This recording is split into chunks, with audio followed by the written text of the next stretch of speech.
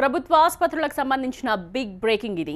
హైదరాబాద్ ప్రసూతి ఆసుపత్రుల్లో మరణ మృదంగం మోగిస్తోంది.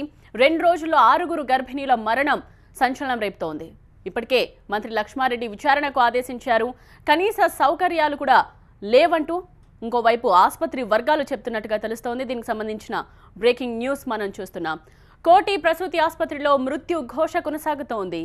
బాలింతలు వరుసగా చనిపోతున్నారు. ఆసుపత్రి వైద్యుల నిర్లక్ష్యం, సిబ్బంది కొరతతో 4 బాలింతలు బలయ్యారు. ప్రసవం కోసం వచ్చిన 7 గర్భిణీలకు సీరియస్గా ఉందంటూ ఉస్మానియా ఆసుపత్రికి పంపించగా ఉస్మానియాలో చికిత్స పొందుతూ 4 బాలింతలు మృతి చెందారు. మరోవైపు బాలింతల మృతిపై మంత్రి లక్ష్మారెడ్డి విచారణకు ఆదేశించారు. ప్రసూతి ఆసుపత్రిలో ఆపరేషన్లు నిలిపివేశారు.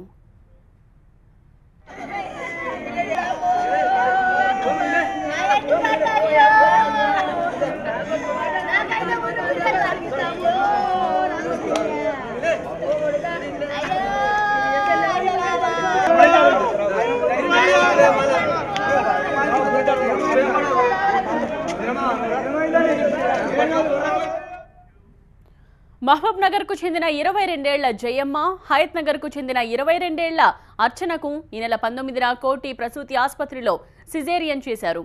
అక్కడి నుంచి ఉస్మానియాకు తరలించగా చికిత్స పొందుతూ మృతి చెందారు. అలాగే శారద కూడా ఉస్మానియా ఆసుపత్రిలో చనిపోయింది. కోటి ప్రసూతి ఆసుపత్రి వైద్యుల నిర్లక్ష్యం వల్లే బాలింతలు చనిపోతున్నారని మృతుల బంధువులు ఆరోపిస్తున్నారు. డెలివరీ గురించి ఆపరేషన్ చేసిరు సార్. అడ్మిట్ చేసుకున్నారు. ఆల్రెడీ అడ్మిట్ చేసుకొని 4 రోజుల క్రితం అడ్మిట్ చేసుకొని నా బిడ్డకు మాత్రం టైం అయిపోయిందని ఆపరేషన్ చేసిరు సార్. పెయిన్స్ గిట్లా ఏం రాలేదు, నొప్పులు గిట్లా టైం అయిపోయిందని ఆపరేషన్ చేసిర్రు. నిన్న ఉర్రు చేసిరంట సార్. నా భార్యని అడిగినా చేసి బెడ్ మీద వేసిరు సార్. బెడ్ మీద ఆపరేషన్ చేసి బెడ్ మీద వేసిరు. కానీ ఆ కండిషన్ ఎట్లా ఉందనేది మాత్రం చూడలేదంట సార్. నిన్న ఆపరేషన్ చేసిన కాల్చేలి కాలు ఒక గ్లూకోజ్ మాత్రం పెట్టిరట అంతే. నా భార్య నిన్న పోయి నా బిడ్డకి ఏమో అవుతుందని మొత్తుకుందట సార్. హాస్పిటల్లో మొత్తుకున్నెవరు ఒకరు గంటకు 2 గంటకు చూసిపోయారట సార్. అక్కడ డాక్టర్లు కరెక్ట్ చూస్తే నా బిడ్డ బతుకు సార్. చూడలేదు సార్. నిన్న ఆపరేషన్ అయింది, ఫైజల్ వచ్చిందంటారు సార్. చచ్చిపోయింది సార్. ఇప్పుడు అర్చన అనే పేషెంట్ వాళ్ళు ప్రాపర్ హిస్టరీ ఇవ్వట్లేదు. వాళ్ళు రెగ్యులర్గా వచ్చారా లేరా అయింది. ఆమె సెకండ్ గ్రావిడే కానీ రెగ్యులర్గా వస్తుందా లేదా అవన్నీ మాకు తెలియదు. ఆమె కొద్దిగా హార్ట్ ప్రాబ్లం కూడా ఉండే, అందుకొరకే ఆమె ఎక్స్పైర్. ఇక మిగతా పేషెంట్ అయితే మంచిగా ఉంది సార్. రజిత, సుజాత వాళ్ళు మంచిగానే రికవర్. మరోవైపు బాలింతల మృతిపై మంత్రి లక్ష్మారెడ్డి విచారణకు ఆదేశించారు. మొత్తం 19 సిజేరియన్లు జరిగాయని, అందులో దురదృష్టవశాత్తు 4 చనిపోయారని తెలిపారు. కోటి ప్రసూతి ఆసుపత్రి సూపరింటెండెంట్ ప్రస్తుతం ఉస్మానియా ఆసుపత్రిలో బాధితులకు మెరుగైన చికిత్స అందిస్తున్నామని చెప్తున్నారు. నేను రాను బిడ్డో సర్కారు దవాఖానకి ఇది పాతపాటైనా మళ్లీ కొత్తగా వినిపిస్తోంది. హైదరాబాద్లోని ప్రభుత్వ ప్రసూతి ఆసుపత్రుల్లో గర్భిణుల మరణాలు ఆందోళన కలిగిస్తున్నాయి. కోటి ప్రభుత్వ ప్రసూతి ఆసుపత్రిలో ఇప్పటివరకు 4 మహిళలు చనిపోయారు.